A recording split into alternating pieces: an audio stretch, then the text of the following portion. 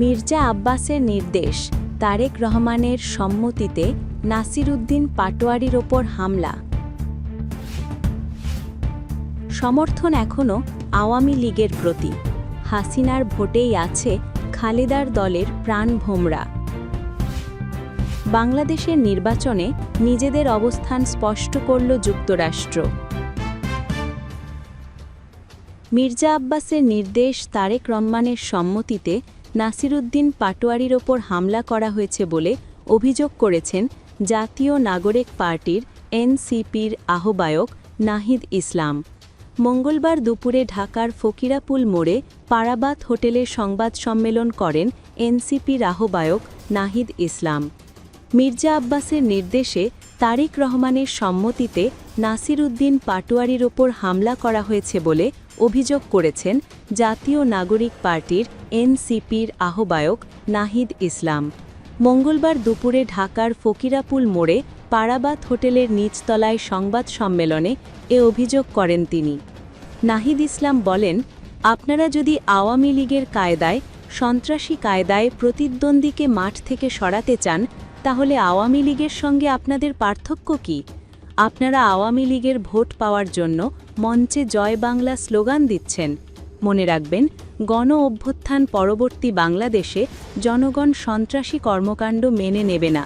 তিনি বলেন, 2018 সালে আপনারা মাঠে নামতে পারেননি, 28 অক্টোবর 3 মিনিটও দাঁড়াতে পারেননি।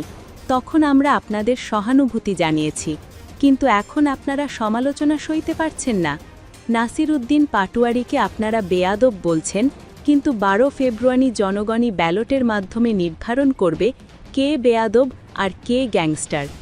এনসিপির আহ্বায়ক বলেন, যদি আঘাত হয় তাহলে পাল্টা আঘাত আসবে। এক দলের প্রার্থীদের দিকে ডিম নিক্ষেপ করা হলে অন্য দলের প্রার্থীদের ওপরেও ডিম পড়বে। আমরা এই ধরনের কোনো পরিবেশ চাই না। তবে নির্বাচন কমিশন ও পুলিশ প্রশাসন যদি নীরব ভূমিকা পালন করে, তাহলে আমাদের যা করণীয় আমরা তাই করব। তিনি আরও বলেন, আওয়ামী লীগের রাজনীতিকে পুনর্বাসন করার চেষ্টা করবেন, এইটা আমরা বাংলাদেশে হতে দেব না। আজকে আমরা হুঁশিয়ারি দিচ্ছি নির্বাচন কমিশনের প্রতি। আমরা দেখতে চাই তারা কি ব্যবস্থা নেয়, কলেজ প্রশাসন কি ব্যবস্থা নেয় এবং বিএনপি দলীয়ভাবে কি ব্যবস্থা নেয়। এরপরে বাকি জবাব আমরা জনগণকে নিয়ে 12 ফেব্রুয়ারির ইলেকশনে দেব। বড় সমর্থন এখনও আওয়ামী লীগের প্রতি। হাসিনার ভোটেই আছে খালেদার দলের প্রাণভোমরা। বৃদ্ধ ও মধ্যবয়সীদের একটা বড় সমর্থন এখনও আওয়ামী লীগের প্রতি। বিশেষ করে মুক্তিযুদ্ধের চেতনা যেভাবে মুছে ফেলার চেষ্টা হচ্ছে, তার বিরুদ্ধে শিক্ষিত শ্রেণীর প্রবল ক্ষোভ রয়েছে। এই সব মানুষের কেউ জামায়াতকে ভোট দেবে না, তাহলে কাকে দেবে? আসন্ন 12 ফেব্রুয়ারি বাংলাদেশে সাধারণ নির্বাচন। মুক্তিযুদ্ধের দল আওয়ামী লীগকে নিষিদ্ধ করে মানুষের রায় চাওয়া হলেও শেষ অবধি পড়শি দেশে যে সাধারণ নির্বাচন হচ্ছে, এটাই যথেষ্ট। নির্বাচন ছাড়া গণতন্ত্র প্রতিষ্ঠা হয় না। বাংলাদেশ জুড়ে গত 1.5 বছর যেভাবে আইন হাতে তুলে নেওয়ার একের পর এক ঘটনা ঘটেছে, জেলের ফটক খুলে খুনের আসামিকে বের করে নিয়ে যাওয়া হয়েছে, ফাঁসির সাজাপ্রাপ্ত বেকসুর হয়েছে, প্রকাশ্যে সংখ্যালঘুদের পুড়িয়ে মারার ঘটনা ঘটেছে, তার একমাত্র কারণ গণতন্ত্রহীনতা। দুষ্কৃতীরা প্রকাশ্যে অপরাধ করার সাহস পায় তখন, যখন তারা জানে পুলিশ চুরি পড়ে বসে আছে, ক্ষমতা নেই তাদের বিরুদ্ধে ব্যবস্থা নেওয়ার। বাংলাদেশে এখন যারা ক্ষমতায় দখল করে বসে আছেন, তাদের কেউই নির্বাচিত নন।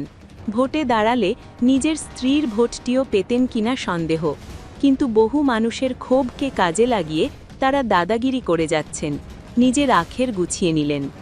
ফলে তিতিবিরক্ত মানুষ অপেক্ষা করছিল একটা ভোটের জন্য, অবশেষে সেটি হচ্ছে। প্রাণ ভয়ে শেখ হাসিনা পালিয়ে যাওয়ার পর এই লুটপাটের শক্তি খুব বুদ্ধি করে এমন এক ব্যক্তিকে সামনে খাড়া করে, যার আন্তর্জাতিক পরিচয় রয়েছে, পকেটে নোবেল, ধারণা কাজে দেয়। মোহাম্মদ ইউনুসের নামটি শুনে চরম দুর্দিনে পদ্মাপাড়ের মানুষ মনে করে ইউনুস পারবেন খাদের কিনারা থেকে একটা জাতিকে তুলে ধরতে। তিনি গণতন্ত্র প্রতিষ্ঠা করবেন, সমাজে শান্তি ফেরাবেন, সব ধর্ম জাতির পক্ষে ঐক্যের ধারক বাহক হবেন। কিন্তু ইউনুস সাহেব মেরুদণ্ডটা প্যারিসে রেখে ঢাকার বিমান ধরেছিলেন। ইস্ট ইন্ডিয়া কোম্পানির পুতুল নবাব মির্জাফরের মতোই থাকতে হবে বুঝেও তিনি পড়ে পাওয়া 14 আনা আঁকড়ে ধরলেন। মৌলবাদী জামায়াত ও হাঁটুর বয়সী কিছু ছেলেপুলের কাছে আত্মসমর্পণ করলেন। বাংলাদেশের নির্বাচনে নিজেদের অবস্থান স্পষ্ট করল যুক্তরাষ্ট্র। মার্কিন যুক্তরাষ্ট্রের নতুন রাষ্ট্রদূত ব্রেন্ট ক্রিস্টেনসেন বলেছেন, বাংলাদেশের আসন্ন ত্রয়োদশ জাতীয় সংসদ নির্বাচনে যুক্তরাষ্ট্র কোনো পক্ষ নেবে না। বুধবার দুপুর প্রধান নির্বাচন কমিশনার এএমএম নাসিরুদ্দিনের সঙ্গে সাক্ষাৎ শেষে ইসি ভবনে তিনি সাংবাদিকদের একথা বলেন। তিনি বলেন, ভোটের ফলাফল কী হবে তা নির্ধারণ করবে এদেশের জনগণ। যুক্তরাষ্ট্র নির্বাচনে কোনো পক্ষ নেবে না। মানুষের ভোটে নির্বাচিত যে কোনো সরকারের সঙ্গে কাজ করতে প্রস্তুত যুক্তরাষ্ট্র। তিনি আরও বলেন, প্রধান নির্বাচন কমিশনার সব প্রস্তুতির বিষয়ে আমাদের জানিয়েছেন। নির্বাচনের ফলাফল নিয়ে আমার যথেষ্ট আগ্রহ আছে। এর আগে বেলা 11টার পর প্রধান নির্বাচন কমিশনার এএমএম নাসিরুদ্দিনের সঙ্গে সাক্ষাৎ করতে ইসি ভবনে আসেন মার্কিন রাষ্ট্রদূত। ইসি সূত্রে জানা যায়, বৈঠকে সমসাময়িক প্রাসঙ্গিক প্রেক্ষাপট ও দেশের আগামী নির্বাচন নিয়ে আলোচনা হয়েছে। প্রসঙ্গত, গত 12 জানুয়ারি যুক্তরাষ্ট্রের নতুন রাষ্ট্রদূত ব্রেন্ট ক্রিস্টেনসেন ঢাকায় আসেন। ব্রেন্ট ক্রিস্টেনসেন বাংলাদেশে মার্কিন যুক্তরাষ্ট্রের 19তম রাষ্ট্রদূত হিসেবে দায়িত্ব পালন করছেন।